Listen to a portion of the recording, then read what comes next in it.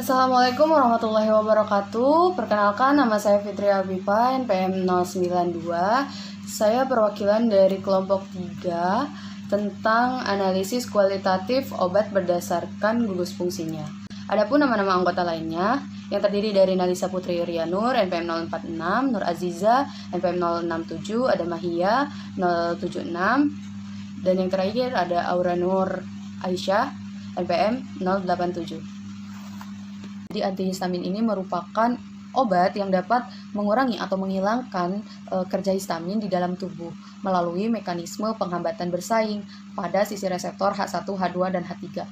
Kemudian efek antihistamin bukan suatu reaksi antigen atau antibodi ya, karena dia tidak dapat menetralkan atau mengubah efek yang sudah terjadi. Pada umumnya, antihistamin tidak dapat mencegah produksi histamin, karena antihistamin ini bekerja terutama dengan menghambat secara kompetitif atau bersaing interaksi histamin dengan reseptor histaminergik. Selanjutnya ada antagonis H1. Jadi antagonis H1 ini biasa kita sebut dengan antihistamin klasik. Antihistamin klasik ini merupakan senyawa dalam kadar rendah yang dapat menghambat secara bersaing kerja histamin pada jaringan yang mengandung reseptor.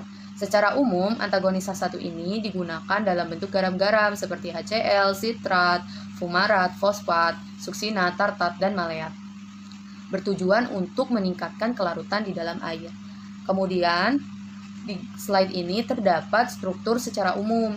Adapun keterangannya diantaranya ada AR, jadi AR itu gugus aril yang termasuk fenil tersubstitusi, dan heteroaril. AR aksen itu gugus aril yang kedua. R dan R aksen itu gugus alkil.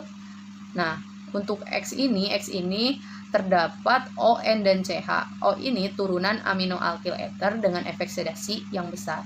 Sedangkan N turunan etil endiamin, senyawa lebih aktif dan lebih toksik.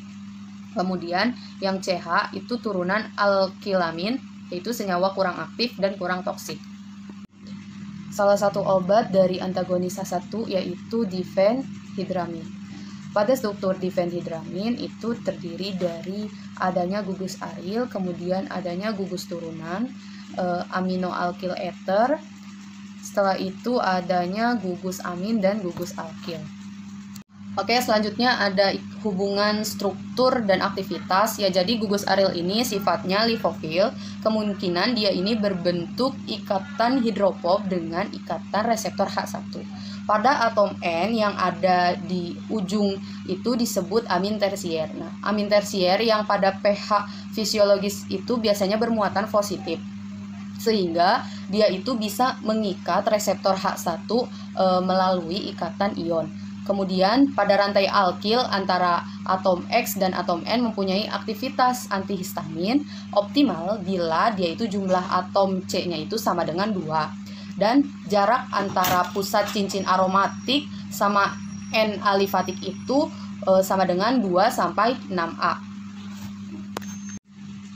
Hubungan struktur dan aktivitas selanjutnya ada gugus O turunan amino alkil ether yang memiliki efek sedasi yang besar dan mempunyai aktivitas antikolinergik yang cukup bermakna karena mempunyai struktur yang mirip dengan ether amino alkohol.